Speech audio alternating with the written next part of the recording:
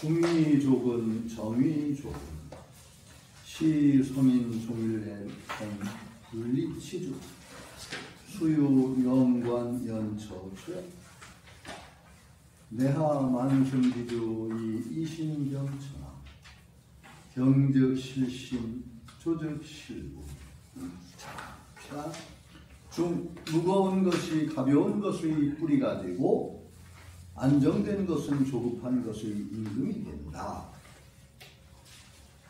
그 무거운 것이 가벼운 것의 뿌리다. 이건 뭐 어떻게 봐야 될까요?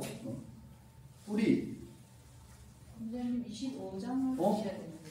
25장 했어 것 같은데. 했어요. 맞아요. 선법도 지금 고법자에 했어.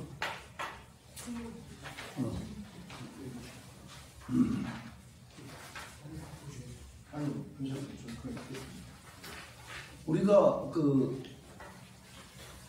뭔가 활용을 하려면은 무거운 것이 딱 바탕이 된 위에서 그 가벼운 것이 놀아야지, 가벼운 것이 밑에 있으면 어떻게 돼요? 무거운 것이 움직일 수가 없어요. 그렇죠? 깔려버리지. 가벼운 것이 납작 깔려버리지. 그러니까 언제나 무거움을 바탕으로 해서 가벼운 것을 써야 된다. 이렇게 되는 거죠. 참 여기서는 이제 하상공주는 독특하게 근본은 임금이라고 보고 이제 쓰이는 것은 신하라고 보고 군신관계 말하자면 가장 뿌리가 될 사람, 바탕이 될 사람, 그 다음에 용이 될 체와 용이라고 그러죠. 체가 될 것을 뿌리나 임금이라고 보고 작용으로 쓰일 것을 신하나 이런 걸로 본 거예요. 그래서 우리가 언제나 딱 안정된 것 바탕으로 해서 가벼운 것을 활용할 수 있는데, 가벼운 것이 바탕이 돼서 무거운 것을 쓸 수 있을까요? 안 되죠. 언제 용이 되기 전, 용을 쓰기 위해서는 근본이 되는 것이 틈실하지 않으면 용을 쓸 수가 없어요. 어린아이가 무거운 칼을 쥐면 어떻게 돼요? 제 몸을 해쳐요. 그렇죠? 휘두를 수가 없어. 그러니까 이게 딱 자기보다 더 큰 것을, 무거운 것을 다룰 길이 없단 말이죠. 그러니까 언제나 무거운 것이 딱 안정이 되고 그 위에서 작용이 쓰여야 된단 말이죠. 나중에 우리가 무슨 자기 몸을 쓸 때나 그런 것도 또 마찬가지예요. 딱 안정된 것이 바탕이 되어야 그 다음에 거기에 작용이 나와요. 무술을 할 때도 마찬가지죠. 무술을 하는데 자기 몸이나 무술을 펼치는 그 자체, 사람이 가벼워버리면 어떻게 돼요? 휘둘려요. 그래서 그런지, 여기 호흡하고 좀 연결을 시키면은, 무술을 하는 사람들의 호흡은 되게 어떤 호흡이냐? 역호흡이 많아요. 무술. 역호흡이라는 게 뭔지 아세요? 힘을 쓸 때, 내뿜을 때 호흡이 내려갑니다. 밑으로 가라앉아요. 자, 여러분들, 그건 기본 원리인데, 여러분들이 어떤 힘을 쓸 때는 호흡을 내뿜습니까? 들어마십니까? 내뿜죠? 들어마시면서 힘 쓰는 사람은 없어요. 한번 들어마시면서 힘 용 쓰려고 해봐요. 병나요. 큰일 나고. 안 돼요. 대개 두 가지인데, 숨을 멈추거나 쏟아내면서 힘을 씁니다. 기압을 넣죠. 기압을 넣는다는 것은 쏟아내는 거예요. 그런데 무예를 할 때, 힘을 쏟아낼 때 호흡이 확 위로 떠버리면 무게가 없어요. 그러면 휘둘립니다. 그래서 오히려 그렇게 권법을 한다든가 무술을 할 때는 힘을 쏟아낼 때 호흡이 내려갑니다. 밑으로. 그래서 역호흡이라고 그랬는데, 오히려 태극권 같은 걸 해봐도 쫙 해서 장을 친다. 그럴 때는 쫙 가라앉습니다. 이게 재밌어요. 그런데 그거는 이제 일상적인 호흡이 아닙니다. 힘 쓰는 호흡이죠. 중이 무게가 단전 이쪽으로 딱 잡히지 않으면 몸이 안정이 안 돼. 그러면 힘을 쓸 수가 없어. 이게 역호흡이 나와요. 역호흡은 일상으로 하면 안 돼요.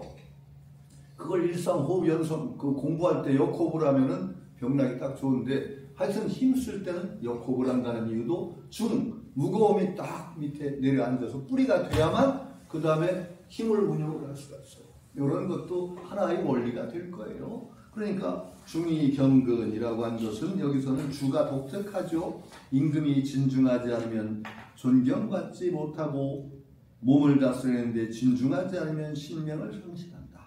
소목의 꽃은 가볍기 때문에 떨어지고 뿌리는 무겁기 때문에 그 길이 남아있다. 무거운 것이 오래 남고 가볍게 움직이는 것이 오래 간다는 게 혹시 그 인터넷 찾으면 나와요. 고연명이라는 명이 있어요. 고연명 찾으면 나와요. 옛꽃자 오래된 벼루의 새겨진 명이 있어요. 경계 명이라는 건 되게 경계의 말이에요. 거기 고연명을 인터넷 찾으면 바로 나올 거예요. 그 내용이 주로 뭐냐면은 붓글씨를 쓸 때 세 가지가 있죠.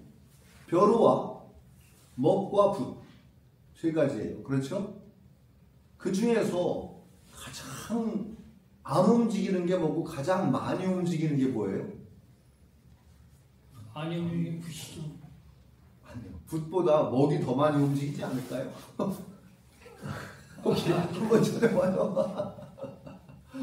그런데 제일 오래 가는 건 뭐예요? 벼루예요. 무겁고 딱 진중돼서 들리지 않는 것이 가장 오래 간다. 그래서 양생의 도를 얘기할 때 벼루처럼 딱 침착하고 무겁고 진중하게 밑에 딱 근본으로 잡혀 있어야 된다. 가볍게 움직이는 거일수록 그 빨리 닳고 오래 가지 못한다는 것이 고연명을 찾으시면 나올 거예요. 고문진보가 나오는데요. 찾으니까요. 고문진보에 아마 그 글이 실렸을 거예요. 예. 내가 아주 옛날 적에 고연명 한번 쭉 읽어도 그 짧아요. 한번 읽어봐요. 아니 제가 안 되는 데 있어. 이게 부담스러운데요. 아니 좋아요. 내가 찾았습니다. 저기 있습니다. 내가 저기 있습니다. 여기 이런 거. 고문진보에 그 고연명 정숙잖아요. 고문진보 고연명 당경 가장 고연명이야. 당경이라는 사람이 쓴 집에 보존된 고연명이라고 집에 보존되어 있던 그 오래된 벼루의 세계. 붓은 단야하고 벼루는 장수한다. 이렇게 돼서 그 연여필 율법 번역은 없네. 그래서 내가 번역을 한문을 보면 읽을게요. 연여필무 개기류야. 연이나 필이나 묵이나 대개 같은 종류의 소물이다. 출처상근 쓰이는 곳이나 그 출처도 비슷한데 임용종우상근이야. 쓰이는 곳 어떤 그 누구에게 잘 보여서 하는 것도 다 비슷한 종류죠. 하여튼 벼루나 붓이나 무시 한때 쓰이는 거죠. 독 수요 불상근 그러나 오래 살고 빨리 죽는 건 굉장히 다르다. 벼루나 다 쓰임새는 같은데 필지 수의 일개 붓의 수명은 하루 며칠로 따진다. 붓의 수명은 며칠간으로 따진다. 묵지수 2월개 먹의 수명은 달로 따진다. 먹이 오래 가는 거예요. 그 다음에 연지수 2세개 벼루의 수명은 세대로 따진다.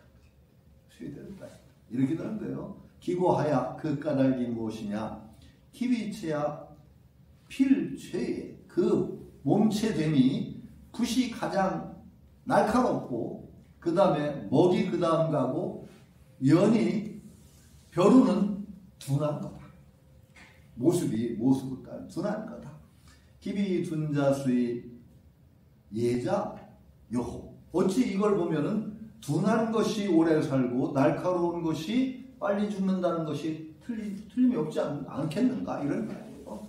기위용야 쓰임새로 보면은 필체동 붓이 가장 많이 움직이고 그 다음에 먹이 다음으로 움직이고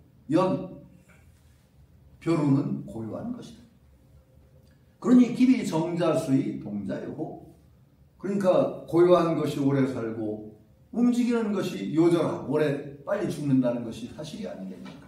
그러니까 오시 특양생은 내가 여기에서 양생의 도리를 얻는다. 양생의 도리. 도학적인데요. 예? 도교적이에요. 그렇죠. 도교적이죠. 바로 여기 종이 나오니까 이게 나오는 거예요. 이든이체 둔한 것으로 몸을 삼고 정 고요한 것으로 작용을 삼아야 된다. 혹 그 수요 수야 어떤 사람이 말했다. 수요 오래 살고 일찍 죽는 건 운수에 딸린 것이지 둔하다 날카롭다 움직인다 고요한 것 그것에 의해서 결정되는 것이 아닌 거 아니냐 이런 식으로 질문을 합니다. 차금 필 불의 부동 오지 기 불능여 연지구이. 그런데 차, 금, 필, 붓이 불의 부동 그 날카롭고 움직이지 않는다고 하더라도 그 붓이 벼루보다 더 오래 가겠냐? 그러니까 당신식으로 움직이지 않고 그 날카롭지 않는다고 해서 오래 간다는 법은 아니지 않느냐? 그런 질문을 하는 거예요. 수로나 영위차 비록 그렇다 이렇다고 하더라도 무리피야. 나는 영위차 차라리 벼루가 될지언정 붓이 되지는 않겠다. 그렇다고 하더라도 명에 새겨서 이제 벼루에다 새긴 거예요. 명에 뭐라고 새냐? 불능예 이니든이체 내가 날카롭을 수가 없다면은 그래서 없으니 그래서 둔한 것으로 내 몸을 삼고 불능동 내가 잘 움직이지 못하면 이니 정이요 내가 고요한 것으로 쓰임을 삼겠다. 유기현 시영 능영년 그렇게 된다면 내가 영년 오래 살 수 있을 것 같다라고 벼루에도 틀렸대요. 하여튼 뭐 대충 급하게 보니까 나도 틀린지 모르겠는데 이런 식인데 바로 요 얘기 도가적인 사고방식이 그 벼루 고연명의 정신이라고 할 수 있어요. 바로 이 얘기예요. 그 다음에 정이 바로 나오잖아. 정이 좁은 고요한 것이 바로 들낸 것, 가볍게 날뛰는 것, 조급한 것, 들낼 조자예요. 그것이 임금이 된다. 그러니까 임금이 안정되어 있지 않으면 위험을 상실한다. 몸을 다스리는데 안정되어야 좀 위태롭게 된다. 그 다음은 잘 모르겠어. 용은 안정되어 있기 때문에 변화할 수 있고 호랑이는 조급하기 때문에 일찍 죽는다. 이거 사실이에요? 용을 본 적도 없고 호랑이도 본 적도 없어. 난 이건 모르겠어요. 근데 하여튼 그 논어에는 이거하고는 달리 전혀 다른 군주, 군자, 부중육불이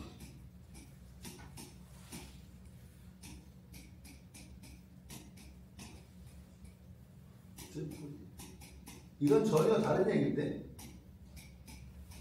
이런 말이 군자 부중육불이 군자가 중후하지 않으면 불이 위험이 없다. 오래 따지지 그런 걸 따지기 전에 사람이 적어도 인격적인 어떤 군자라는 건 인격자를 얘기한다고 치면 군자는 원래 벼슬한 귀족의 자제인데 적어도 세상에서 중후하거나 움직임이 무겁지 않으면서 인격을 이루는 사람 못 봤어요. 그냥 나 그런 사람 하나 알아. 내가 하도 그냥 가볍게 날뛰어서 돌이라도 씹어먹고 좀 무게를 늘리라고 내가 막 야단치고 그랬는데 아니 근데 사람이 뭘 움직이는데 가볍게 움직이기 시작하면 정말로 위험도 없고 쉽게 나중에는 아마 그렇게 가볍게 움직이게 되면 어떻게 되냐 감정도 동요가 심해지고 몸도 동요가 심해지게 되면은 기 자체가 손상이 돼. 기가 안정이 안 되면은 결코 오래 살 수가 없어요. 여기 논어에서는 위험이 없다라는 것으로 군자 중후함을 얘기했지. 이거하고는 좀 다른 얘기고 노자에서는 이 날뛰는 것보다 중후한 게 중요해. 무겁게 덜 움직이고 고요하고 한 것이 모든 것의 뿌리가 되고 중심이 돼야 된다. 이래야만 오래 살고 보존될 수가 있다는 거예요. 노자는 재빠르게 세상 자체에 빠르게 응해가지고 움직이는 거 별로 귀하게 안 여깁니다. 노자식으로 산다면 어떻게 해야 되느냐? 부득이해서 움직여야 돼. 어쩔 수가 없어서. 사람이 그러면은 게으름의 극치네요. 예? 게으름의 극치예요. 게으름의 극치. 부득이해서 움직여야 됩니다. 맞나요? 하여튼 근데 이 세상에서는 이거 배우면 안 되죠. 그런데 한편으로는 조금 이거 염두에 둘 필요가 있어요. 탈세게 움직여서 꼭 얻는 게 아니야. 세상 사람이 빠르게 그냥 기회 봐가지고 움직이는 사람이 꼭 성공한다는 법이 없어요. 사실은 부득이해서 움직이는 게 어떤 때는 좋을 때도 있어요. 사실은 제가 게으름의 극치라고 하는데 저 같은 사람이 약간 거기에 해당하는 사람인데, 아니 내가 한 번은 요 최근에 와서 몇 년 전에 한번 내가 먼저 남한테 뭘 하자고 청해서 뭘 한 일이 뭐가 있는가 한번 쭉 돌아봤어요. 거의 없어. 내가 누구한테 이거 합시다 하고 날뛰어가지고 남 끌어들여서 한 일이 별로 없어요. 거의 남이 나한테 와서 뭐 합시다 하면은 내가 흥분한 거야. 아니 뭐 대학 교수님 내가 내긴 그런 건 냈지만은 무슨 일을 벌린다는 것을 내가 일을 먼저 주동해서 벌린 일이 별로 없는데 세상에 그렇게 내가 못된 것 같지는 않아요. 내가 좀 열심히 일을 벌리고 했으면 훨씬 10배 잘 됐을까요? 모르겠어요. 그건 모르겠어. 근데 제가 뭘 내가 해보자고 제 일을 해가지고 한 일이 별로 없다는 건 그건 사실이에요. 근데 거의 뭐 해주세요. 그럼 뭐 합시다. 뭐 그러면 생각해보고 한 게 많고 거의 유일하다고는 못하겠지만은 최근에 이제 책이 4번째 나왔죠. 3번째 나온 책이 유마경인데 그 유마경은 제가 하자고 그랬어요. 출판사에서 뭐 선생님 책 하나 그래서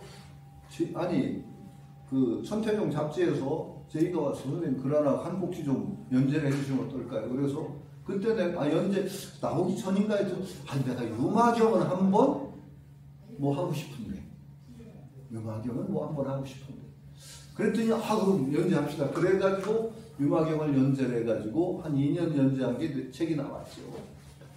난 그때 생각한 거야. 내가 뭘 하자고 해서 한 게 뭐 있었던가? 이렇게 보니까 유마경은 내가 하자고. 그렇게 나도 평생을 내가 뭐 나서가지고 뭘 해보자고 한 적이 별로 없어요. 그런데 그렇게 또 못된 것 같지도 않아. 내가 그냥 설치고 했으면 나 같은 사람이 또 실수나 더 했을지도 모르지. 어쨌든 간에 이건 노자하고 직접 관계된 건 아닌데 내가 스스로 반성을 해보니까 그런 느낌이 들어요. 그러고 보니까 또 내가 좋아서 떠든 얘기도 있구나. 서유기는 그 봉어르신 댁에 있을 때 내가 1년 있었잖아요. 그때 서유기를 다시 봤어요. 그때 그 민음상가에서 나온 세로로 쓴 서유기야. 세로. 아주 깨알같이 그 서유기가 3권인가 세로로 써 빽빽한 걸로 한문까지 중간 나오는데 그걸 봉어르신 댁에서 봤어. 그러니까 봉어르신 또 이제 얘기도 듣고 그러면서 서유기를 봤는데 봉어르신이 지나가는 말처럼 이렇게 서유기가 그게 공부하는 책이요 그러셨어요. 그런 말을 귀동냥을 하고 들어서 그런지 서유기를 그때 읽으면서 엄청나게 나는 감탄을 했어요. 야, 세상에 이런 책. 세상에 이런 책. 야, 이렇게 그냥 공부하는 얘기인데 쉽게 얘기해서 계속 강조를 하지만 손오공이 출생부터 시작해서 손오공이 부처되는 과정이 말하자면 일종의 공부 과정이다. 중간중간에 마왕이 등장하는 뭐 재미로 등장하는 마왕도 있고 어떤 때는 지형상의 어려움 그 화염산 같은 데는 지금 있단 말이죠. 거기 아마 엄청 뜨거운 동네라 그 마왕으로 등장시켰지 모르는데 많은 마왕들은 수행 과정의 장애물이란 말이에요. 수행 과정에 이런 장애가 생긴다는 걸 이런 마왕으로 만들었단 말이죠. 그걸 또 오승원이 혼자 한 것도 아니야. 이미 오승원은 명대 사람인가 그래요. 명대 송원명청이죠. 중국에 송원명청인데 원대에 이미 서유기 불격이 다 이루어져요. 서유기 불격이. 그 증거 제가 얘기했죠. 경천사 탑이 있어요. 지금 국립박물관에 경천사 탑이 있을 텐데 그게 원대의 탑이에요. 원나라 때, 원왕조 때. 맞습니다. 거기에 서유기가 구조로 다 나와. 경천사 탑에 서유기 대목 중요한 대목들이 나와. 재밌는 얘기로 그것들을 오승원이 아마도 기묘하게 그 수행 과정에 맞춰가지고 대열도 하고 수행 과정에 맞춰서 손오공이 6도둑 때려잡는 대목하고 이런 것들은 아마 그 전에도 있었던 것을 절묘하게 배치해가지고 얘기를 하는 거죠. 그래서 나는 정말로 그때 서유기를 읽고 감탄을 했지. 정말로 수행의 얘기를 이렇게 재미있게 꾸미다. 내가 그래서 늘 서유기는 계속 얘기를 했던 거예요. 정말 서유기 얘기는 내가 수십 년을 했어. 수십 년. 내가 기억에 건대 교수할 때, 그때 가만히 있어. 교수할 때니까, 학생 처장할 때니까 2000년대. 2000년은 지금부터 몇 년 전이죠? 25년 전. 2000년 그 이전에, 그러니까 그 이전에도 내가 서유기 게임 만들어 보자고. 게임 만들어 보자고. 게임 제작자부터 내가 만나서 내가 게임 제작자한테 서유기도 주고 설명도 해주고. 그건 내가 설천 내가 만든 거. 결국 설천도 성공 못했지.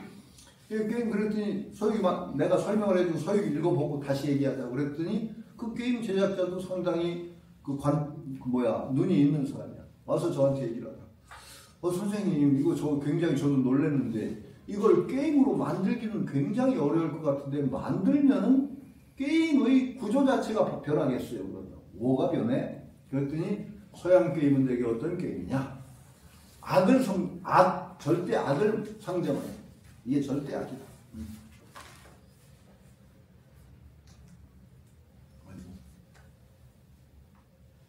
아이고, 뭐야. 절대 악을 상정하고 그러니까 악마 같은 걸 만들고서 그걸 때려잡는 게임이라고. 되게. 여러분 게임 많이 해보셨습니까? 저는 게임을 참 좋아하고 많이 했어요. 철이 없어서 그런지 게임 좋아하고 많이 했어요. 우리 애들은 나한테 게임을 배웠어요. 참 그때 초창기부터 컴퓨터는 제가 굉장히 일찍 시작했다고 그랬죠. 컴퓨터는 거의 그 교수를 제가 다 가르쳤어요. 컴퓨터를. 그래서 제가 어떤 컴퓨터가 거의 나중에 제 인연으로 컴퓨터를 사는 사람이 거의 100대 가까이 됐다고 하는 얘기가 들었어. 왜냐면 내가 소개한 사람 또 가르쳐가지고 한 게, 건대 교수들은 대개 나를 통해서 컴퓨터를 많이 샀어요. 왜? 나한테 컴퓨터를 배우니까. 그 컴퓨터 모를 때 내가 배치 프로그램, 그때는 배치라고 해가지고 자동 실행 프로그램을 만들었어야 돼. 그래서 그 다음에 도스도 배우고 베이직도 배우고 그래가지고 프로그램도 조금 하는 척 흉내도 내고, 디베이스 언어 배워가지고 그걸로 디베이스도 제가 성적 자동 처리 프로그램을 짜가지고 막 넣으면 합산해주고 등급 내주는 거 만들어서 나중에 있고 욕을 받지. 잘못되는 바람에. 아니, 누가 만든 프로그램을 이용해서 성적 처리 프로그램을 내가 만드는 거야. 그걸. 한 200명이 강의를 듣는 대형 강의였는데, 학생이 왔어요. 선생님 성적 이상하대. 내가 워낙 성적 안 고쳐준다는 소문이 나서 건대는 내가 한 학기에 150명이 부주고 했기 때문에 나한테 성적 고쳐가지고 오는 학생이 별로 없어요. 거의 큰 연기 안 내면은 못 와. 근데 왔어. 아주 어렵게. 그래서 보자. 딱 봤어. 내가 이제 성적 처리 컴퓨터를. 그러니까 중간시험을 잘 봤어. 중간시험 잘 봤네. 기말시험을 못 봤나 보다. 그랬더니 아니요, 그런 데를 봤는데 그래 보자. 기말시험 똑같아. 0점이야. 0점짜리가 이상하다. 너 기말시험 봤니? 야, 확실히 봤대. 그 시험지를 막 찾아봤더니 봤어. 괜찮게 봤어. 그런데 컴퓨터 처리 과정에 에러가 생겨가지고 0점 쳐. 미치겠더라. 뭐가 했더니 이 컴퓨터 내가 이 활용한 프로그램이 쉽게 컴퓨터용으로 하면 인덱스 파일을 만들고 인덱스 파일을 바탕으로 해서 처리를 해. 근데 인덱스 파일을 만드는 과정에서 정전이 잠깐 됐었어요. 정전이 되는데 그 인덱스 파일이 한 3분의 1 이상이 날라갔어. 인덱스 파일이. 그러니까 인덱스 파일에 S2에 이 사람은 없는 거가 된 거야. 그러니까 인덱스 파일, 날라간 인덱스 파일이 작업을 해가지고 한 70여 명을 0점 처리를 했네. 야, 이거 험담합니다. 그 컴퓨터 믿다가 완전히 그냥, 그거 어떻게 해? 그래서 경찰에 전화를 했어. 이런 일이 벌어졌으니 내가 이걸 전부 고쳐줘야 되겠어. 안 된대. 왜냐면 그게 문제가 뭐냐. 왜 등급, A는 몇 퍼센트 두는 게 딱 규정이 되어 있단 말이에요. 그때만 해도. 퍼센트를 넘길 수가 없어. A는 10%가 20, B 20%, 30% 이렇게 주게 되어 있단 말이지. 선생님 그거 70여 명 이상을 하면 다 엉클어져서 이게 체제가 다 엉망이 됩니다. 안 된대. 안 되기는 내가 그럼 사표 낼게. 내가 내 잘못으로 학생들을 이렇게 그 잘못되게 하면 내가 어떻게 평생을 나설고 살아? 내가 사표 내도 좋으니까 이건 고쳐줘야 된다. 내가 뭐 펄펄 뛰고 쭈가로 빡빡 이랬더니 막 그냥 죽었으니 이건 절대 비밀이라고 그러면 선생님 절대 비밀로 하고 그럼 내가 그럼 내 잘못 밖으로 광고하고 다닐 거냐고. 그래가지고서는 고쳐줬어. 야, 그 심할서 아주 단단히 썼지. 심할서 단단히 썼지. 내가 심할서 엉뚱한 게 내가 사람이 참 그 꼭지가 좀 덜 떨어진 사람이거든요. 밖으로 잘난 척을 꽤 하는데 사실 알고 보면 엄청나게 실수하고 그런 아주 잘 못하는 사람이에요. 그래서 그 엉뚱한 심할서 쓴 것도 또 하나 있지. 정말 이 심할서 얘기 나오니까 예전에 이제 대학 시험을 보면 면접을 봐야 돼요. 면접을 볼 때 교수반으로 탈당이 돼 학생들이. 면접을 안 보면 무조건 떨어져. 면접이 중요한 건 아닌데 면접을 안 보면 무조건 불합격이에요. 그러니까 학생이 많으니까 나한테 면접을 보러 내 방으로 와. 그러니까 딴 교수 이렇게 학과별로 이렇게 해가지고 딱 면접이 배정이 된다. 그럼 내 방에서 면접을 간단히 몇 개 체크를 하고 나가는 게 그냥 형식인데 그걸로 당락이 결정되는 건 아니에요. 그러나 안 보면 무조건 떨어져. 안 보면 면접에 출석을 안 하면. 그 다 면접을 내가 이제 면접표를 다 작성해서 다 올려보내서 끝났어 면접이. 그러고 나서는 이렇게 하고 있는데 내 저쪽 책꽂이에 면접표가 한 장이 떨어 놓여 있는 거예요. 위에 안 올린 면접표가 누락된 면접표가 이미 면접표는 다 올라가서 처리가 끝나는데 면접표가 하나 남았어. 이게 무슨 일이야? 가만히 생각해보니까 내가 참 이거 면접을 하는데 이제 소파에서 여기 앉아있고 내 전화기가 있는 책상은 저쪽이야. 근데 누구한테 전화가 왔어. 면접을 보다가 면접표를 들고 전화를 받으러 가서 거기다 내려놓고서는 그리고 전화 받고 와가지고 그 면접을 하고 보낸 거야. 그러니까 그 학생은 떨어진 거야 이제. 무조건 떨어졌어. 면접표가 안 올라갔으니까. 그 교무처장한테 전화를 했어. 이런 일이 벌어졌습니다. 이거 처리해 주십시오. 제가 실수한 거니까 제가 심할서를 쓰고 이미 끝나서 안 됩니다. 안 되다니 무슨 말씀이세요? 이건 저 때문에 그 학생이 떨어지면 제가 평생 무슨 죄를 지고 살 거예요. 그걸 죄를 어떻게 묻습니까? 이거 안 됩니다. 무슨 일이 있어도 이 학생들 선생님, 교수님, 교무처장 이미 다 지나가고 아무도 모르는 건데 그냥 내버두시죠. 제가 아는데 어떻게 모르는 걸 됩니까? 제가 아는데 나 때문에 이 학생이 정말 부천 학생이 떨어지면 이건 정말로 세상에 이런 일이 있을 수가 없습니다. 무슨 일이 있어도 제가 심할서를 100개를 쓰면 100개를 쓸게요. 고쳐주세요. 교무처장 이미 다 끝난 거예요 처리가. 그러니까 내가 하도 용을 쓰고 막 길길이 뛰니까 할 수 없이 어떻게 용을 써가지고 고쳤어. 한 걸로. 나중에 알고 떨어졌대. 내가 넣지 않아도 떨어지라 했는데 하여튼 그건 그렇지요. 내가 내 잘못으로 학생들이 피해를 본다는 건 견딜 수가 없는 거죠. 그건. 그런데 재밌어요. 그 참 못된 바보 같은 짓을 한 건데 그 교무처장이 나를 굉장히 좋게 봤어. 바보 같은 놈이긴 하지만은 내가 다 모르고 그냥 갑시다 그러는. 제가 하는데 어떻게 넘어갑니까? 나 때문에 떨어지면 이걸 내가 어떡하라고요? 그러고 그냥 그랬더니 저 양반이 실수는 했어도 굉장히 심지는 고든 사람이다라는 인식이 됐든지 그 뒤로는 그 교무처장은 굉장히 좋게 지냈어요. 그 당시 그런 일도 있고 별일이 다 많아요. 저는 굉장히 처리 잘 못하는 사람인데 이게 무슨 그 회원의 아버님이 남기신 마지막 유산이랍니다. 그거를 병원에 기부를 하셨어. 예, 아이고. 적은 돈이지만 적은 돈 아닌데 5만 원짜리가 이렇게 많은데 제가 안 세어봐서 몰랐습니다. 아니 갑자기 이런 유산이 왔습니다. 우리 김다리연 회원은 잘 모르는데. 그 김혜성 회원의 아버님. 부친 유언이 후원금으로 이렇게 온 게 있습니다. 이게 참 고마운 얘기네요.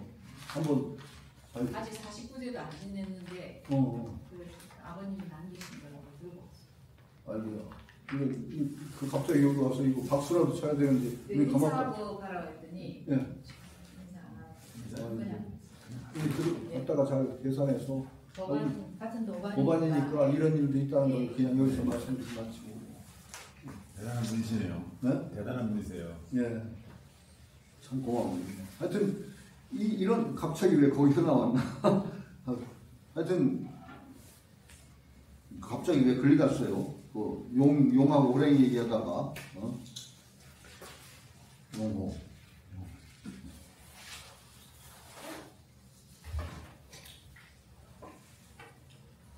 그러니까 이게 무겁다는 거, 제가 평생에 그런 일이 없다는 걸 얘기하다가 거기로 간 것 같아요. 참 못난 사람인데, 그러면 어떻게 하는 게 좋으냐.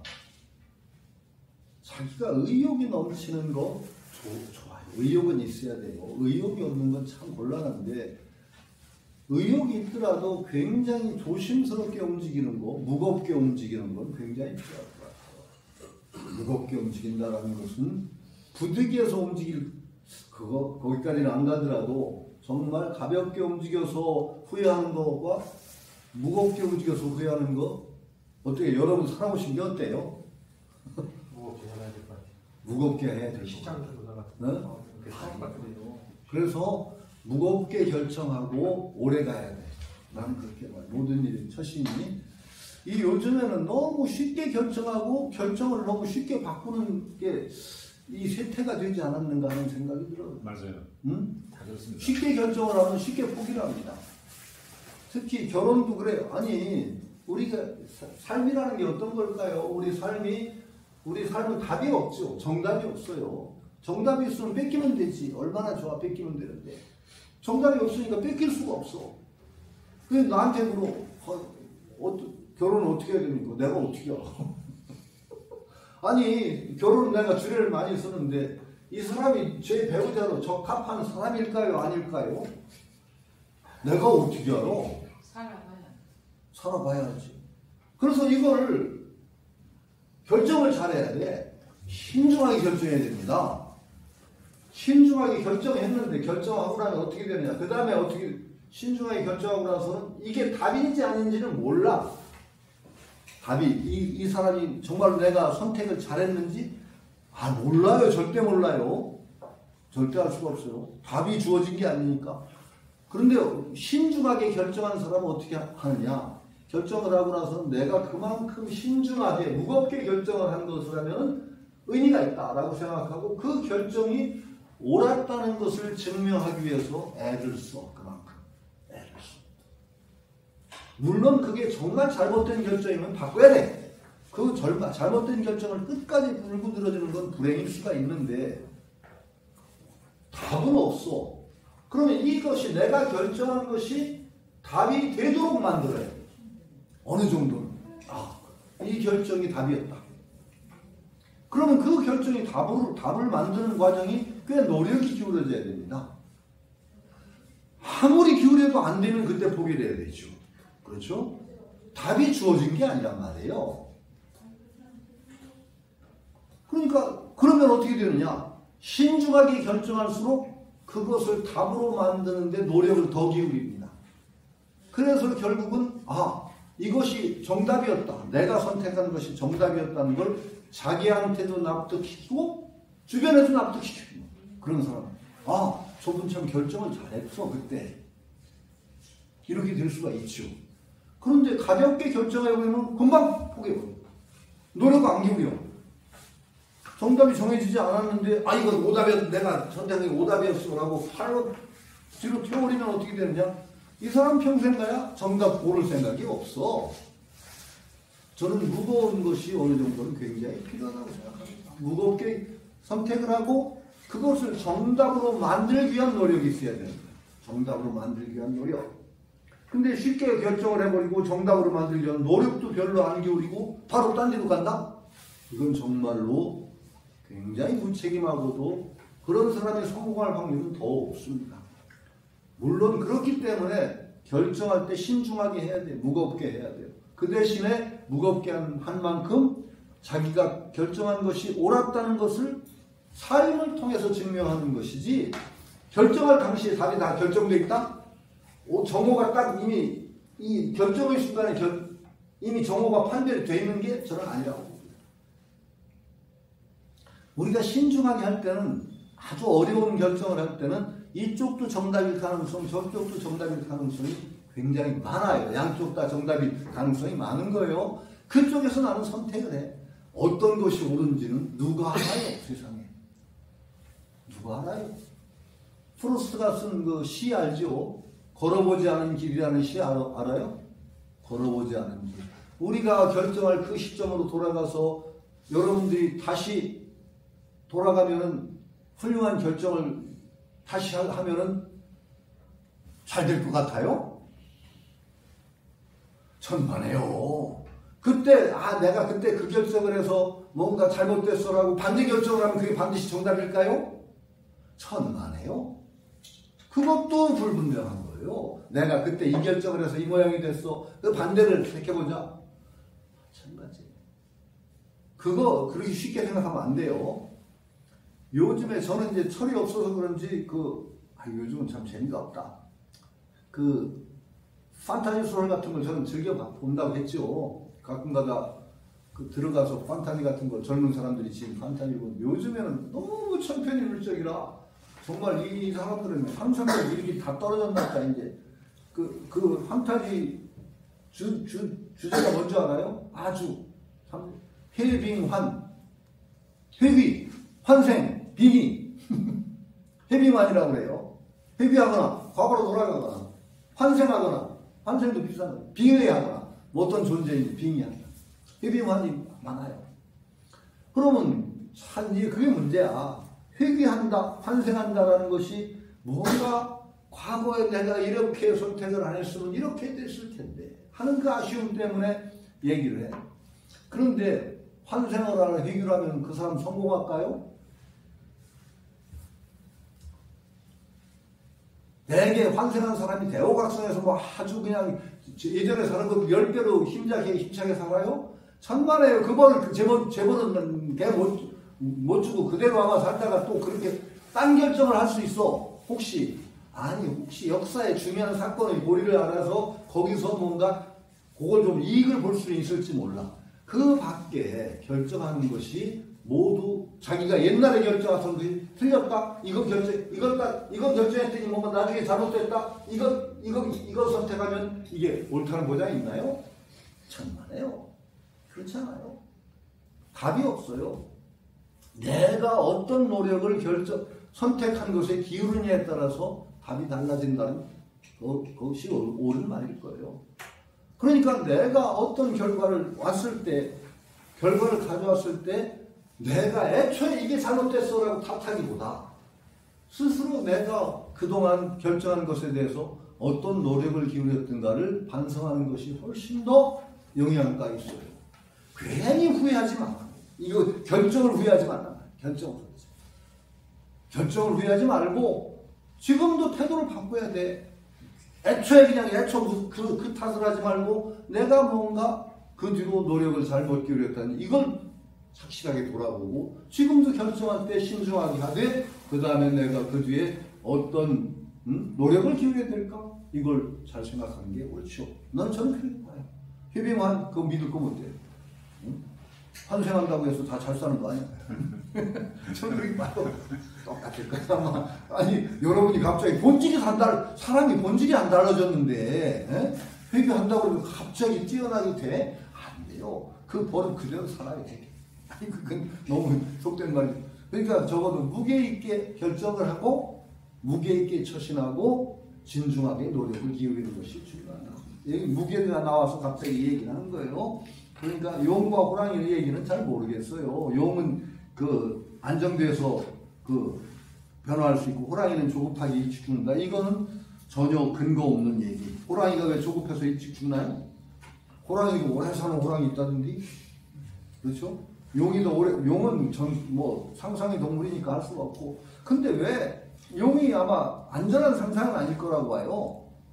용이라는 게 아주 그냥 머릿속에서만 나온 건 아닐 거야. 뭔가 그 선사시대라는 그런 때 뭔가 그 비슷한 용의 체험이 있었을 건데 서양용하고 동양용은 왜 이렇게 달라요? 네. 서양용은 대개 드래곤이라고 하는 거는 네 발 달리고 왜 아기죠. 공룡 같은 거야. 아니에요. 인류인 것 같아.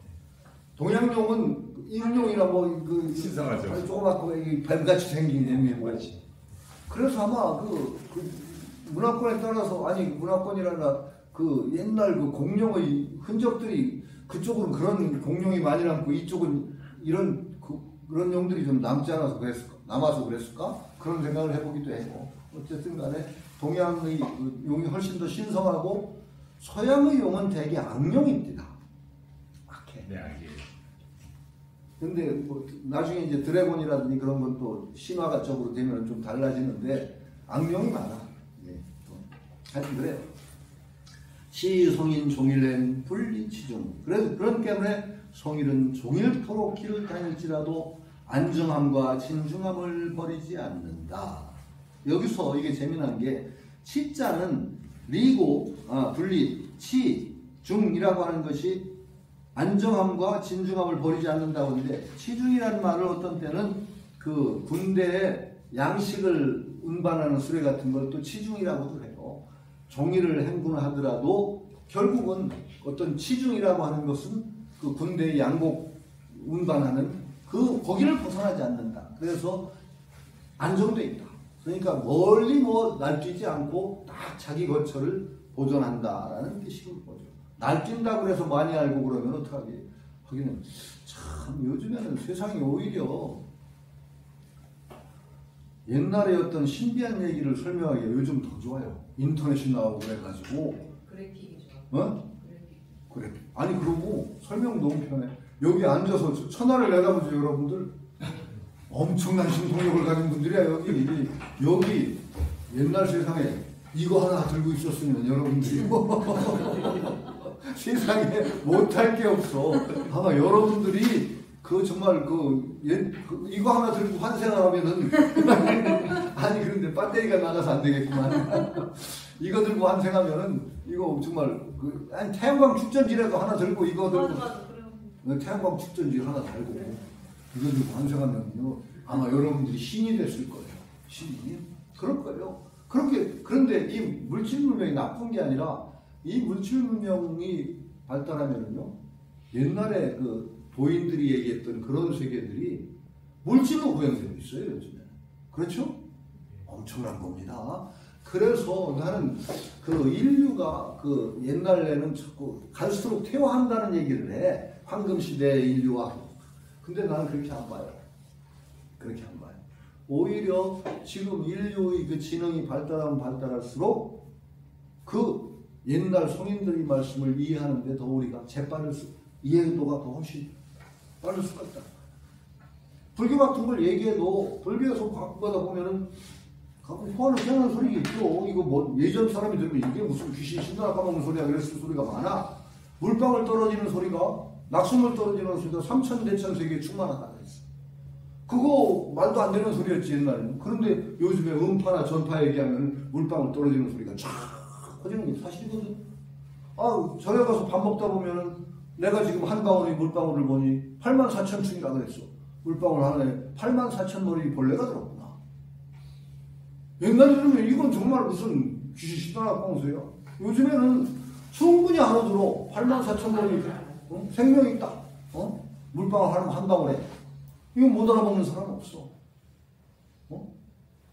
예전에 힘들 같은 데서 법신 보신 얘기하는데 전기가 전기불의 비유를 들으면 얼마든지 또 얘기가 돼. 전기 하나가 들어가면 전선만 있으면 어디든지 다 불이 들어오잖아. 근본 본원이 딱 하나 성립되니까 법신이 생기니까 천박하고 화신이 생긴다. 쉽게 이해가 돼 아주. 이게요 오히려 인류의 지성이 훨씬 발달되어 있기 때문에 예전에 얘기한 어려운 진리 같은 것들이 쉽게 이해가 되는 측면이 있다고 봐요. 여기서 이제 좀 조심스럽게 얘기하지만은 기독교 같은 종교는 오히려 앞으로 힘을 쓰기가 더 힘들지 모르겠어요. 왜냐하면 기독교 같은 종교는 엄청난 믿음을 요구해. 그렇죠? 거기 맹목적입니다. 맹목적이라고 할 정도. 그리고 구약이라고 하는 거는 거의 우리가 이해가 불가능한 성전이에요. 구약에 그 고대 사람들 그 아담과 이브로부터 수명이 얼마야? 900살이 넘고 900살이 넘고 막 그러고 막 그런 게 있어요. 이해하기 힘든 거. 그런데 그걸 믿어야 된다고 하면은 참 힘들다고. 그렇죠? 근데 불교는 이런 종교, 이 말하자면 그 선도 같은 건 좀 이제 신비한 얘기 빼놓고 호흡수련이나 이런 것들은 그런 믿음을 요구하지는 않거든. 불교는 또 불교 같은 종교는 굉장히 호흡한 종교라 아마도 인류 역사에서 신이라는 존재를 상정하지 않고 모든 얘기를 한 종교가 뭐가 있을까요? 그래서 불교가 종교가 아니라고 얘기돼요. 종교가 아니라고. 아니, 그건 이제 종교의 개념이 바뀌어야 될 때는 종교라는 개념을 바꿔야 되는 건데 종교인 이유는 어떤 이유가 있어요. 철학하고 다른 게 철학은 소크라테스가 했다고 해서 소크라테스를 성인이라고 해서 그 사람 얘기를 진리로 얘기하지는 않아. 근데 종교인 이유는 불교가 석가모니가 말한 것을 진리라고 딱 그 믿음 위에 바탕하기 때문에 종교예요. 석가모니는 거짓말쟁이다 이렇게는 시작 안 해. 석가모니 얘기가 틀릴 수 있다는 얘기는 안 해. 적어도 석가모니 얘기를 진리라고 받아들이는 선에서는 종교야. 그러나 신적인 존재는 한 번도 요구한 적이 없어. 불교에서는. 그러니까 이걸 믿어야 된다 라고 한 적이 없어. 하다못해 얼마나 내가 장화환경을 읽다가 놀란 적이 있느냐. 어떤 사람이 깊은 산매에 들어서 그런 어떤 몰입의 상태에 들어서 수천 년의 자기 과거 회생, 수백 번의 자기 생을 다 돌아봤어. 쫙 거슬러 돌아보다 보니까 어떤 태초의 신이 우주를 창조하는 대목까지 거슬러 올라가서 봤어. 가능할까요? 가능하겠지. 과거 쭉. 그런 최초의 신이 말하는 브라만이 우주를 창조하는 그 지점까지 내가 확인했다. 석가모니가 뭐라고 하느냐? 그거 진리냐? 진리냐? 천만에. 그건 지가 본 거지. 지가 마음이 만든 건지 누가 확증을 해? 아마도 누가 그런 일반 종교에서 그런 체험을 했다. 야, 내가 정말 과거생을 백생을 부탁해가지고 뭘 그러면 이 사람 나와서 이제 막 진리 맞다고 막 설치고 막 종교 하나 만들 거요. 그렇죠? 충분히 만들어. 10개도 만들어. 근데 석가모니 뭐라고 하냐? 진리 아니다. 그건 자기가 본 거예요. 자기 주관적인 체험과 객관적인 사실이 일치한다는 보장이 없어. 석가모니 정말 재밌는 양반이야. 깨달았대. 깨달았는데 깨달았다고 해서 내가 깨달았다 그러고 나온 게 아니야. 석가모니 안 나왔습니다. 그 다음 뭔 줄 알아요? 뭐 한 줄 알아요? 석가모니 깨달았. 계명성을 보고 깨달았다고 했죠. 뭐 했냐? 이 내 깨달았다는 것이 이 세상의 사실과 부합하는지를 검토를 해. 내가 혹시 내 스스로의 환상 속에 빠져 주관적인 체험에 빠져가지고 이게 진리라고 착각하고 있는 건 아닌가? 그럼 내가 깨달았다는 거 이 사실하고가 부합하는 거야. 대조를 해. 그러니까 확실하다는 거야. 아, 틀림없다. 그래서 그때서 비로소 나 깨달았다라고 선언을 해. 무슨 거요? 연기적인 진리가 진리냐 아니냐를 검산이 아니라 말하자면 대조를 하는 거예요. 현실. 내 그 깨달은 것으로 이 세상을 충분히 설명할 수 있는가? 오리가 없는가? 무슨 종교죠? 유불도가 그래서 유교는 이제 장점이 있고 불교가 장점이 있고 도교가 다 장점이 있어요. 그러면 여러분들이 이제 여기서 우리가 공부하는 건 뭐예요? 도입니다고. 유도 아니고 불도 아니고 도예요. 불의 장점이 있어요. 도의 장점이 뭔가를 여러분들은 아셔야 돼요. 도가 의 장점. 도의 선이 내려 선가로 갔지. 선의 장점이 뭐예요? 우화등선. 네? 우화등선이라고 그러시잖아요. 우화등선. 목적이 그거예요. 우화등선인데 선이 뭔가가 참 어려워. 선에서. 이 가장 기본적인 장점이라고 내세운 것이 아마 그 말이 맞을 것 같아요. 왕중양이라고 해서 전진도교에서 얘기했을 때 뭐라고 했나요? 성명상수라고 했어. 성명상수.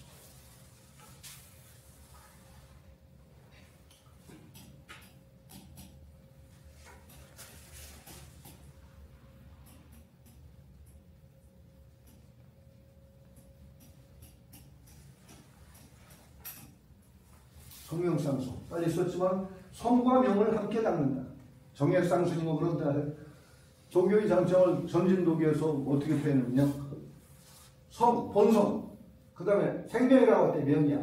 이것을 함께 닦아나가는 것이 이 바로 전진도교의 특징인데, 이 전진도교에서 부르짖던 성명상수가 아마도 도가수행, 우리 일종의 도가수행의 큰 범죄에서 얘기하면 같은 범죄에 들어가요. 그러면 우리 여기 장점을 알아야 돼. 본성이라는 것은 불교라는 그 진리를 얘기하는 측면에서 자기 본원적인 본성, 근원, 명이라는 건 생명입니다. 대개 그 왕중양이라 이런 사람이 보기에 불교나 이런 종교가 굉장히 탁월한 측면이 있는데 진리 추구라든지 그런 측면에 치우치다 보니까 본원적인 생명력을 키워나가는 데는 좀 아니다.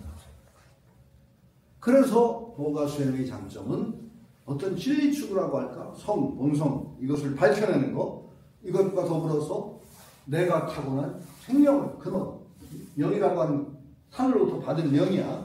이것을 함께 닦아나간다는 의미에서 쉽게 이제 여러 가지 이렇게 얘기하면 틀릴 가능성이 많지만 그래도 그냥 막 표현하자면은 정신적인 측면과 육체적인 측면 이 두 개를 함께 닦아. 이게 장점이라고. 이게 본질이에요. 그러면 여러분들이 이런 노자 이것도 읽고 할 때 이 장점을 키워야 돼. 이 단학 수련하고 호흡 공부를 하는 것이 두 개를 함께, 두 마리 토끼를 함께 잡는 길이다. 이거예요. 이 호흡을 잘하면은 육체적으로 안 돼. 딴 공부보다 훨씬 장점이 있어요. 육체적. 어떤 그 생명력을 증장시켜. 그게 오래 살게 만들고 건강하게 살게 만드는 데는 다른 수행법보다 탁월한 점이 있어요. 그러면서 또 정신도 밝게 만들어요. 이게 도가수행의 장점이고 단학수행을 하는 사람들이 이 장점을 제대로 잡고 공부를 해야 된다고 합니다. 이거 분명한 거예요. 저는 그렇게 봐요. 여기서 공부하더라도 요것이 우리 특징이다. 저는 그래서 이 단학수행 이것이 대도다라고 계속 강조하는 여기에 대한 신념을 가지지 않으면 여기 올 필요가 없어. 딴 데 가서 공부하면 돼. 이 호흡을 가지고 공부하는 것이 굉장히 좋은 방법이에요. 분명하게 호흡을 잘하면은 정신 안정되고 육체 안정되고 그래서 굉장히 큰 공효를 낳을 수 있는 공부가 바로 이거고 그런 공부법을 이루는데 뿌리가 되는 것이 바로 노자사상 같은 거고 노자사상 가운데서도 이 하상공주는 특히 노자의 사상을 이런 양생론과 연결시킨 그런 독특한 주석을 체계를 가지고 있단 말이죠. 그래서 우리가 이 책을 공부하는 거예요. 그래서 안정됨과 신중함을 버리지 않는다라고 했는데 종일토록 행군한다는 데도 결국은 그 양복을 보존하고 하는 군대의 군량을 보존하는 그 자리를 떠나지 않는다라고 해석한 주도 있어요. 그러니까 하여튼 어쨌든 간에 번거롭게 돌아다니고 하는 것이 근본이 아니다. 오히려 안정되게 딱 제자리를 찾는 것이 근본이다. 비록 놀 곳이 있거나 그 연초 후비가 기거하는 곳이 있을지라도 멀리 한다. 저 화상공주는 재밌어요. 수요 영관이라는 것은 영관은 제왕이 쉬면서 노는 것이라는 거 하는데 아주 영화로운 경치라는 뜻이에요. 영관. 근데 관이라고 하는 것이 볼관자가 있는데 이 관이 어떤 때는 많은 그 주에서 이 관은 집이에요. 집. 그래서 도관이라고 그러잖아. 예. 무슨 관이라고 할 때 이 관자를 씁니다. 그래서 집이라는 뜻도 있어요. 영관이라는 건 훌륭한 집. 이렇게 볼 수 있어요. 영빈관. 네? 영빈관 띄운 거예요? 관 이렇게 했어요. 그래 관이라고 할 때 도관 같은 거 할 때 이 관을 써요. 도관. 그러니까 아주 훌륭하게 머무는 곳, 영관. 연처라는 것은 연이라는 것은 편안할 연자로 보기도 해요. 여기서는 후비가 머무는 곳이라고 하는 게 아주 재미있어. 후비, 후궁두군 제왕의 임금에 의해서 제왕의 후비, 후궁들이 머무는 곳이 연초라. 요것도 대단히 독특한 주예요. 하상공주, 연천은 아주 즐거운 곳이라고 봐도 돼요. 즐거운 곳. 근데 후비가 있는 곳은 즐거운 곳일까요? 후비가 많으면 그 즐거울까? 그거 참 괴로울 것 같아. 내가 그랬잖아. 많은 여자서에 있으면 남자 괴로워요. 그 후비, 연천하고 하니까 얘는 그 왕소군 얘기 생각나다, 갑자기. 하도 그 한나라 임금이 후비는 엄청 많은데 맨날 어디 가서 잘까 결정을 할 수가 없잖아. 어떤 여자가 제일 예쁜지도 모르고. 그래가지고 그 화공을 시켜서 후비들을 전부 그림을 그린 거 아니에요. 그래서 쫙 놓고 이쁜 애 찾아서 오늘은 얘한테 가서 자고. 근데 왕소군이 미모도 탁월했겠지만 돈도 없었든지 화공한테 되게 뇌물을 주고 자기 그림 잘 그려달라고 부탁하는데 왕소군이 그걸 안 썼단 말이지.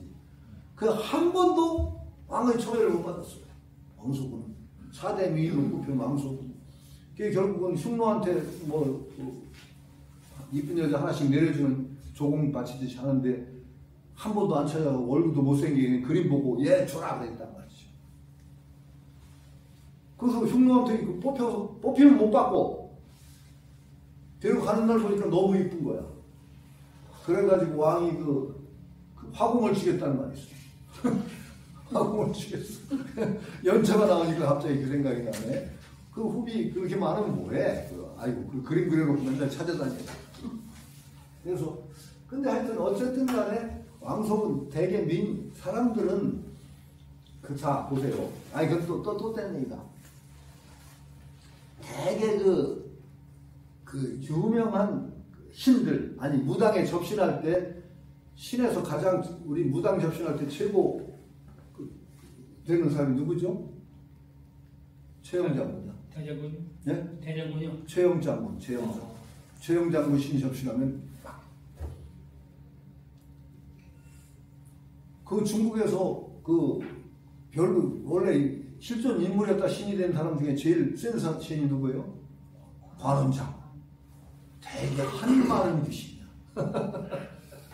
뭔가 뛰어난데 뭔가 성취 못하고 억울하게 죽었다든가 그런 귀신들이 힘을 쓰고 4대 미인으로 꼽힌 여자들 다 한만케 죽은 여자들이.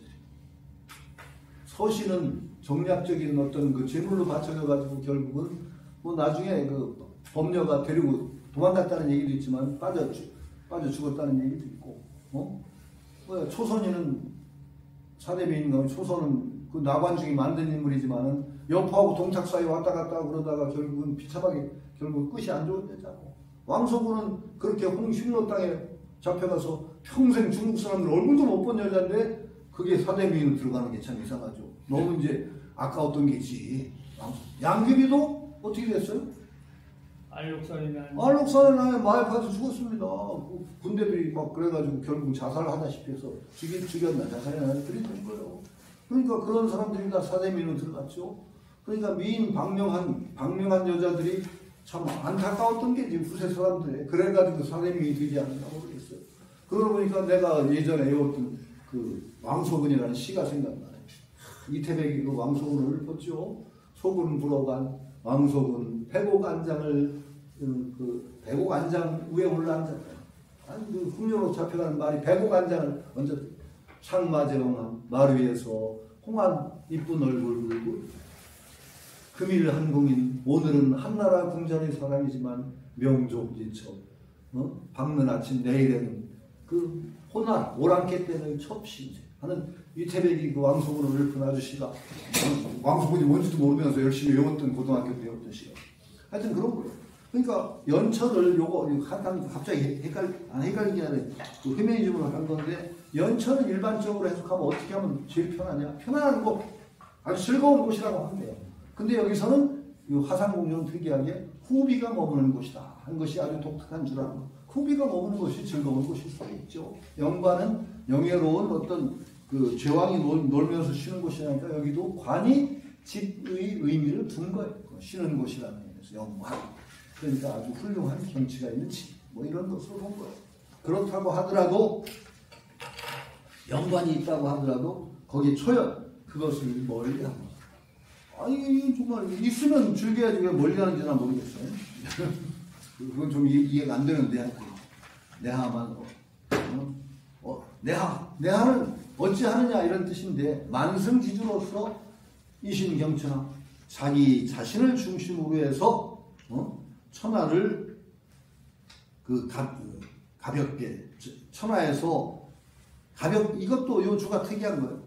자기 몸을 중심으로 해서 천하를 가볍게 여기겠는가 하는 게 아니라 요 80일 주에서 노자 백서의 갑을 본 모두 천하 앞에 어자가 있다는 거예요.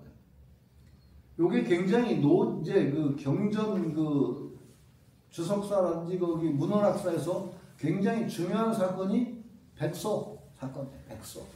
비단 여기 나오는 이게 새겨진 이게 백서. 비단에 새겨진 글이 한대 묘에서 발견됐어요. 한대의 묘. 그러니까 한대는 어떻게 돼요? 진 시황 분석경이 지나고 나서 바로 한대잖아요.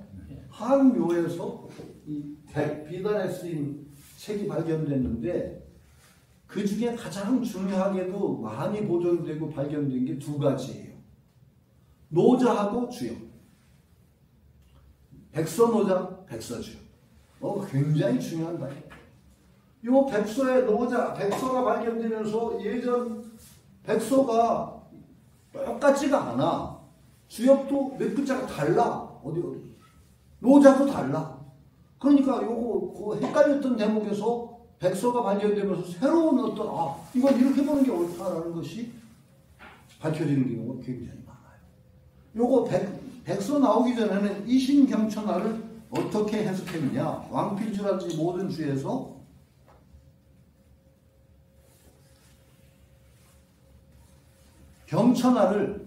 천하를 가볍게 여기겠느냐. 천하를 경의 목적으로 천하를 봤어. 자기 몸을 중심으로 해가지고 천하를 가볍게 여겨서 되겠느냐. 이런 식이에요. 그런데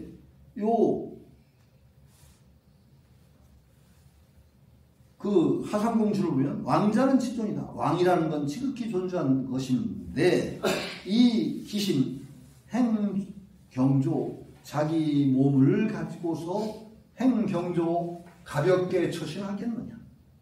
칠시왕자 자경느냐. 그 시왕 그 당시 왕들이 함부로 행동하고 가볍게 행동하고 음이라는 것은 활락에 빠져서 정신 못 차리는 음이라고 하고요.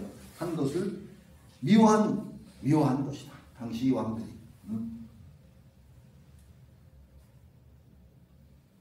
요거는 번역이 좀 이상한 거예요. 당시 왕들이 사치하고 함부로 행동하고 가볍게 음란한 것, 당시 왕들이 미워한 거예요. 어떻게 읽어야 돼요?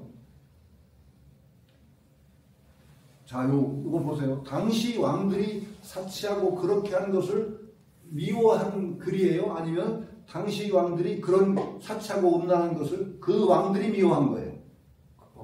네? 그 왕들이 미워한 게 아니고 이 노자의 문장은 뭐라고 읽는 거냐면은 그 당시 왕들이 함부로 행동한 것을 꾸짖는 이렇게 시왕의 자자경음을 미워하서 쓴 글이다. 이렇게.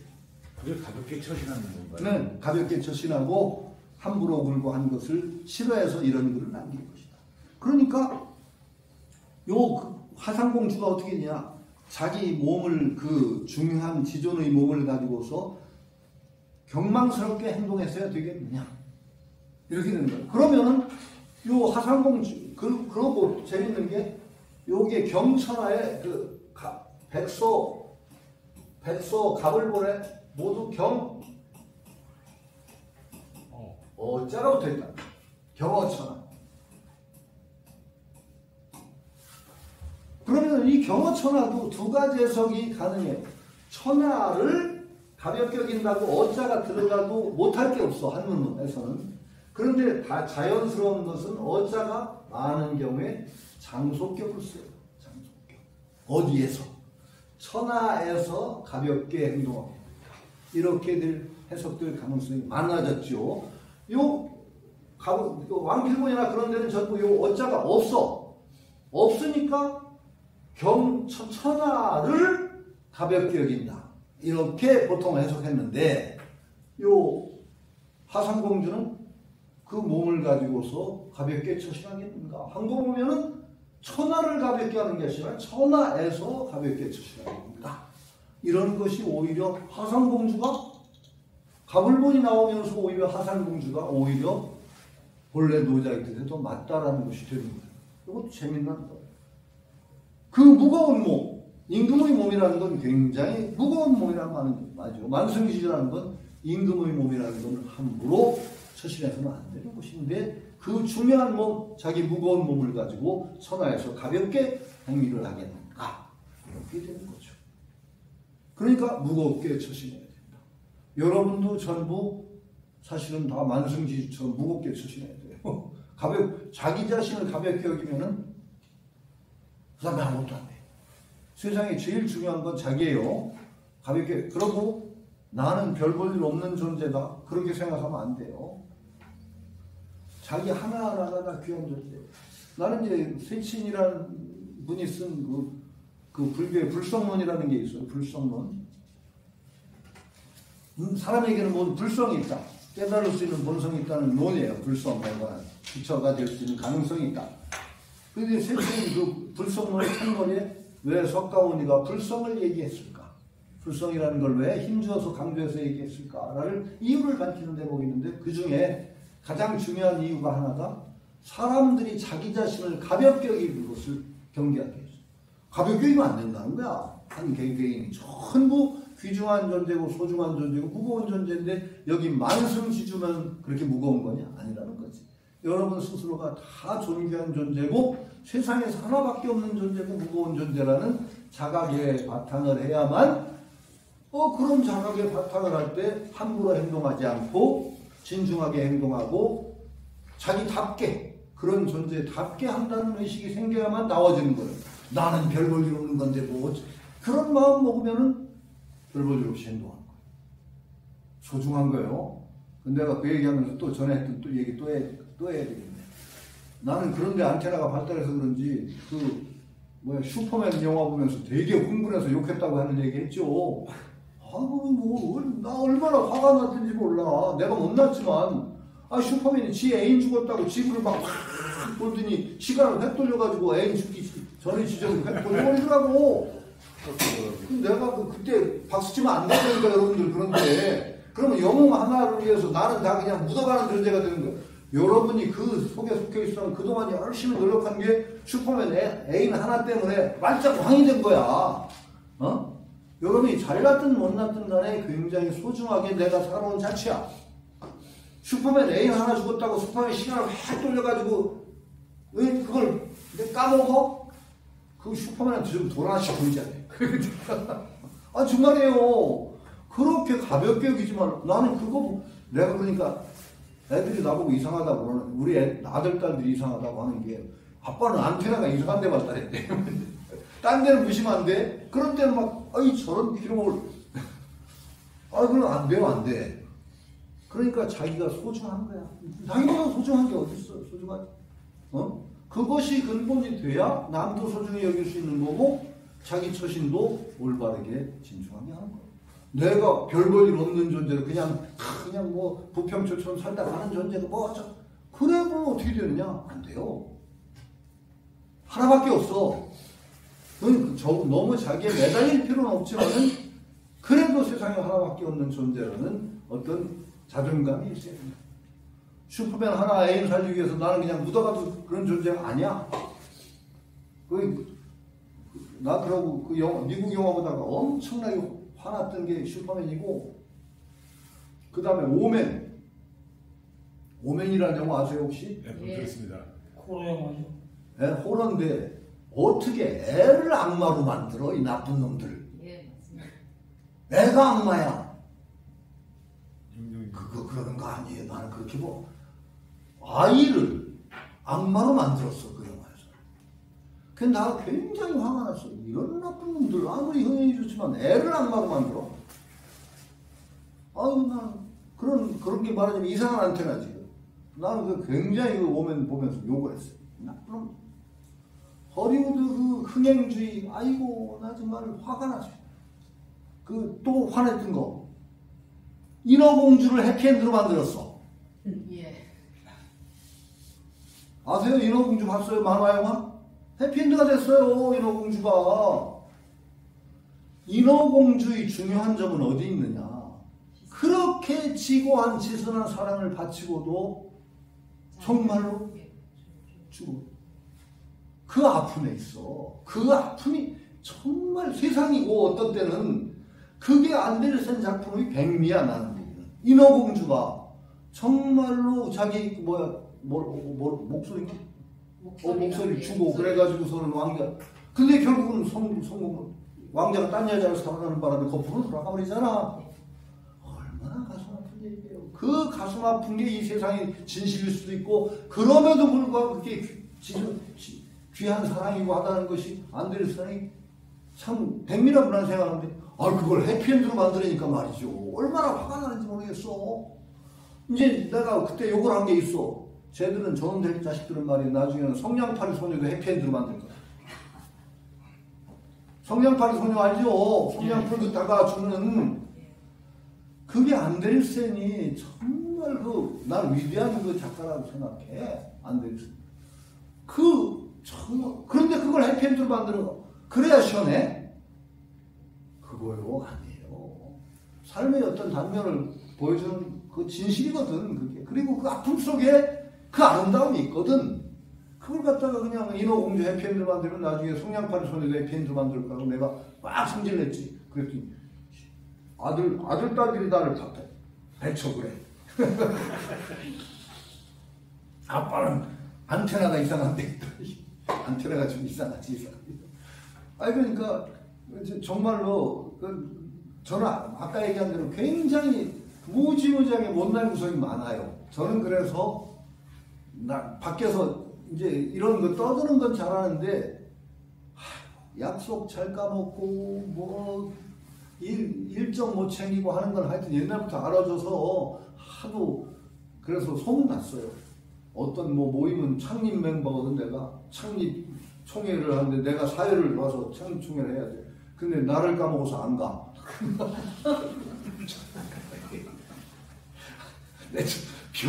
그런 역사들이 많아요. 총장하고 약속하고 늠름하게 안 가. 그래서 총장 무시하는 교수. 하여튼 아주 전력이 많아요. 화려한 전력들이. 그런데 이제 사람마다 어떤 특장이 있을 거예요. 그런데 어떤 발달한 어떤 그런 그 안테나들이 발달된 데가 있어요. 이 불교에서는 내가 그런 얘기, 남들이 하나도 얘기하는데 내만 떠드는 것 같아. 이산의 혜연 스님이라는 스님이 발언문이 있어요. 이산의 혜연 스님. 아마도 글자 그런데 알 거야. 이산의 혜연 스님 발언문. 이산의 혜연 스님 발언문이 있다. 내가 이걸 읽으면 안 된다고 말해. 큰일 발언문이라고 막 그랬더니 사람들이 왜 그러냐. 그 감동적인 발언문. 이산의 혜연 스님 발언문이라는 걸 보면 굉장히 감동적입니다. 흉년된 세상에는 내가 쌀이 돼서 그냥 굶주린 사람을 구제하고, 자기 살심성일이 자비를 시전하는 정신이 막 묻어나는 엄청나게 감동적인 발언문이에요. 나는 근데 딱 두 군데, 한 군데 첫 번째. 이 발언문을 읽으면 안 될 발언입니다. 왜 그러냐? 거기에 무슨 구절이 있느냐? 이 세상의 명과 복은 길이길이 창성하고 오는 세상 불법죄의 날로 늘어나. 이런 구절이 있어. 이 세상에서 수명과 복덕은 날로 막 커지고 말이야. 오래 살고 복을 누리고, 오는 세상 불법죄의 날로 늘어나서 다음 생에 불법죄가 날로 늘어나지. 야, 이거 큰일이다. 맨날 불자들이 발언을 하면서 이 세상에서 명과 복을 빌고 불법죄는 다음 생에 닥자고 발언을 열심히 하면은 이거 불법죄 덮을 놈이 하나도 없네. 안 그래요? 예. 큰일이지. 그리고 발언문 전체가 흐르는 게 뭐냐면은, 흐르는 분위기가 뭐냐? 불법죄는 내 생에서 어떻게 닦아야 되느냐? 어렸을 때 출가해서 중대 가지고 닦자야. 중대 가지고. 발언문이 그래. 전부 내 생에서는 내가 이 생에서는 못하지만 일찍 출가해가지고 중이 돼가지고 수행을 하자. 이 바라문을 읽으면 안 된다는 증거가 있다 그랬어 내가. 증거가 있다. 그랬더니 무슨 증거냐? 그게 바라문 읽으면 안 된다는 증거가 어디냐고. 있죠 내가. 자, 이 산에서는 바라문을 읽으면서 열심히 수행하는 분들이 굉장히 많았는데 그런 분 돌아가서 중으로 온 사람이 누가 있냐고. 중으로 그렇게 바라문을 읽고 열심히 수행하다 죽었으면 중들이 막 늘어나야 될 거 아니요? 우리나라 중 늘어나요? 안 늘어나잖아. 그러니까 소용없다는 거야. 그 바라문을 읽으면 어떻게 되느냐? 다음 생에도 또 그렇게 해. 다음 생에도 이 세상의 명과복은 늘어나고 다음 생에 불법지에 다시 가고 그럴 거야. 왜? 중요한 거는요. 제일 중요한 게 뭐냐? 사람이 제일 조심하고 중요하셔야 하는 게 버릇입니다. 버릇. 불교에서 업이라든지 마찬가지 도교에서도 이 버릇을 잘 못 들이면은 계속 그 짓을 해. 그러면 이 생에서 내일 공부해야지, 내일 수행해야지 하긴 미루는 게 버릇이 돼. 그럼 다음 생에 태어나서는 기억을 또렷이 가지고 태어날 것 같아요, 여러분들이? 기억 또렷이 가지고 태어날까요? 기억이 그렇게 안 납니다. 버릇이 남습니다. 윤회를 한다는 건 버릇을 가지고, 업이라는 건 중요한 게 버릇이에요. 이 세상에 길렀던 버릇이 남아요. 그럼 다음 생에도 버릇이 남아. 미루는 버릇이 남아. 다음 생에도 또 미뤄. 영원히 미뤄. 큰일 나요. 그러니까 이게 나도 잘 못하는 얘기를 여러 앞에 떠들어서 좀 죄송한데 버릇 나쁜 건 빨리 고쳐야 돼요. 이게 무서운 거예요. 힘드니까 다음에 내가 내일로 미룰 수 있는 오늘 하지 말자는 사람이 이런 얘기하면 참 미안한데 그걸 빨리 고쳐. 빨리 고치는 버릇 이게 중요한 거예요. 그런데 그래서 불교에서 그렇게 스님들이 열심히 해서 이상현 스님 안 된다는 얘기는 나밖에 한 사람이 없어. 아직까지. 해는 사람이 누구한테 스님한테 내가 뭐라고 했더니 그 스님이 깜짝 놀라더니 해는 출신 스님 자기 그렇게 한 번도 의심을 안 해봤대. 해유사 가서는 그 발언을 이렇게 들고 있는데 그래서 머릿속에 bek혀서 한 번도 의심을 안 해봤는데 송 교수님 말씀드리니까 정말 문제네요. 그러니까 안테나가 안 쓰고 안테나가 안 쓰면요 그냥 넘어가. 여러분들도 언제나 내가 강조하는 게 그런 제가 이건 그냥 느낌표 붙이기 전에 물음표부터 붙이자. 느낌표 팡팡 붙이고 살다 보면요 어떤 기장 잡혀갈지 몰라. 느낌표 붙이기 전에 왜 그래? 정말 그래? 한번 물어. 그리고 나서 그 다음에 정말로 확인되고 그 다음에 느낌표 붙여도 되잖아. 그런데 그냥 우리는 느낌표부터 붙이고 싶어서 안달이 나 있어. 감동 먹었다. 공부하는데도 날이 서 있어요. 균형 감각이 없으면 공부 못합니다. 엉뚱한 데로 가요. 균형 감각이 안 쓰면. 이제 여기 오늘은 좀 딴 얘기 자꾸 하는데 세상이 달라졌어요. 여러분이 살던 세상하고 100년 전 세상하고는 천양지차야. 얼마나 달라졌는지 알아요? 지금 얘기한 대로 내가 이거 하나 들고 가면 이 배터리 닿으면 안 되니까 태양광은 반드시 장착해 가지고 가야 돼요. 환생할 때 혹시 환생할 기회가 있거든 태양광 전지는 반드시 가져가세요.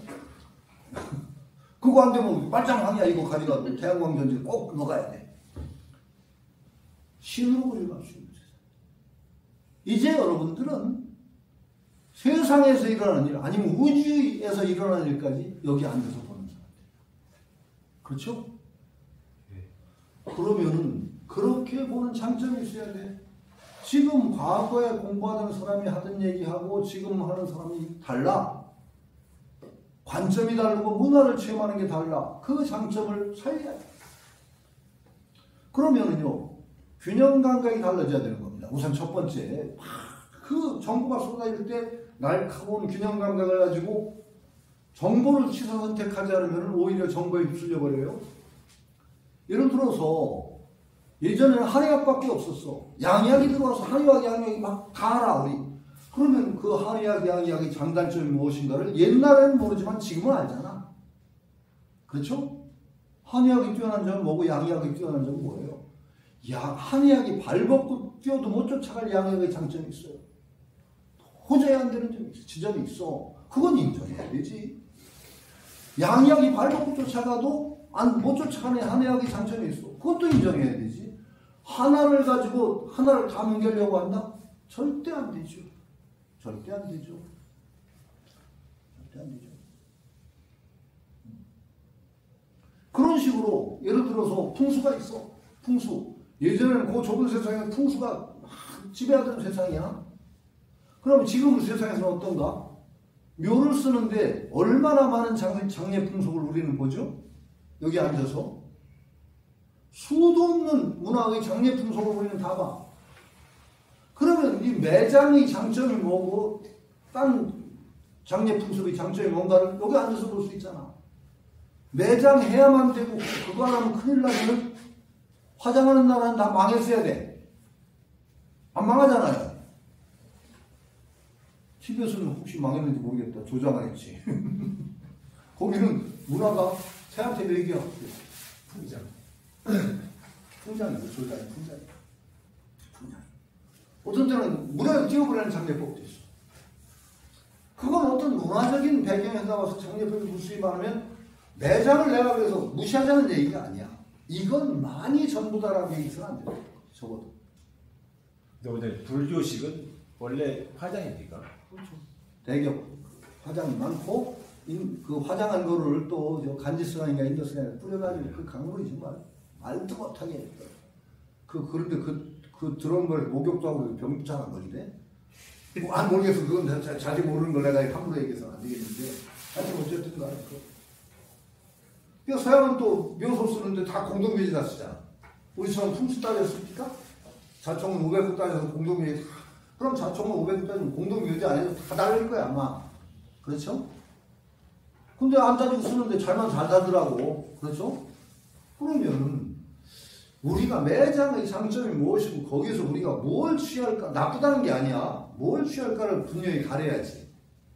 이런 어떤 개방적인 사고방식을 우리는 그런 권리가 있고 혜택도 있다고 누릴 수 있는. 그걸 다 무시하고 요 속에 들어앉아서 이것만이 전부다라고 하면 안 된다는 거죠.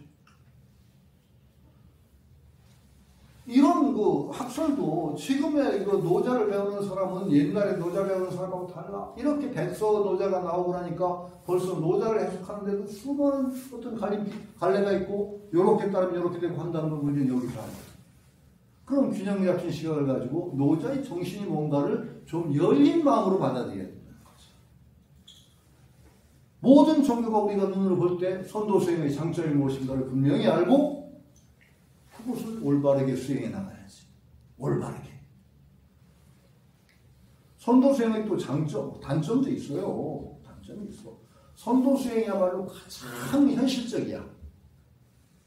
인간의 욕망에 가장 충실한 게 선도수행이야. 불교는 욕망을 자꾸 떠나라고나 하지, 그죠? 벗어나라고 출발하고 했었고, 그래서 선도수행은 이거 하면 건강해지고, 복도 받고, 얼마나 좋아. 그렇죠? 그 대신에 거기서 나오는 단점이 있어. 혹세무민하는 이상한 방술들이 나올 가능성이 많아. 선도수행 하다 보면 금방 무슨 효과 있다고 그래가지고 그런 이딴 방술들이 나올 가능성이 많아요. 도교처럼 그런 잡다한 방술이 많은 종교가 없어. 그건 왜 그러냐? 가장 우리 현실적인 요구에 딱 부응하기 때문에. 장점이야, 그건. 그런데 한편으로는 그게 단점. 언제나 모든 것은 칼의 양날의 칼처럼 여기 장점이 있으면 반대의 단점이 거기서 나와요.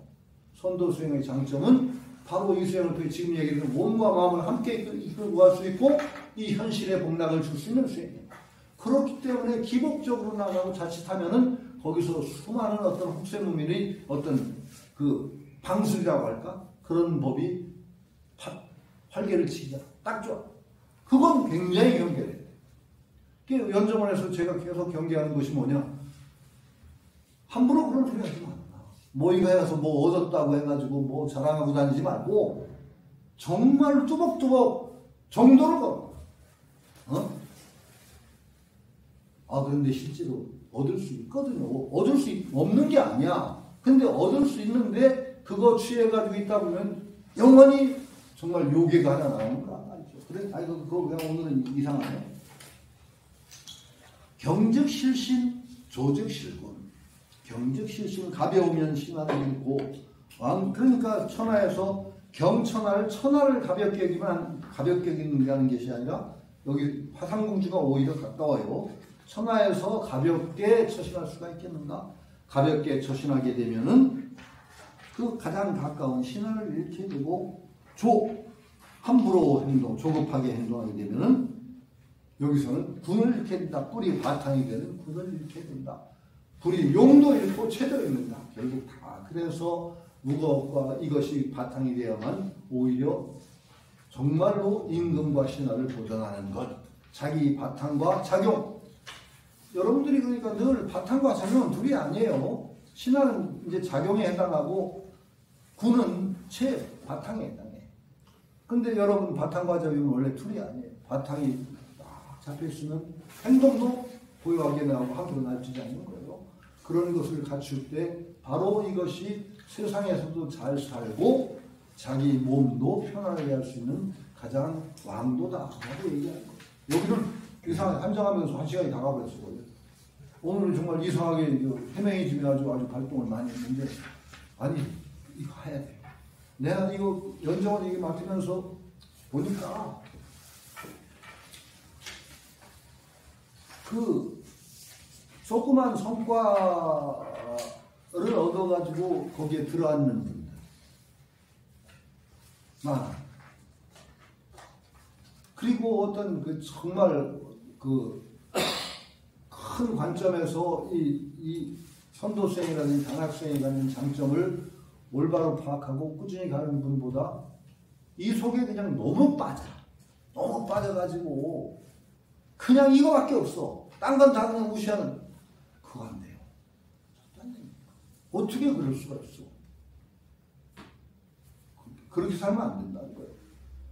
지금 이 세상에 산다는 것은 굉장히 어떤 열린 마음으로 세상에서 주어지는 정보를 충실히 받아들이면서 균형 잡힌 사고를 하며 사는 것이 적어도 사람으로서 올바른 길이고, 이 공부를 하는 데서도 올바른 길이에요.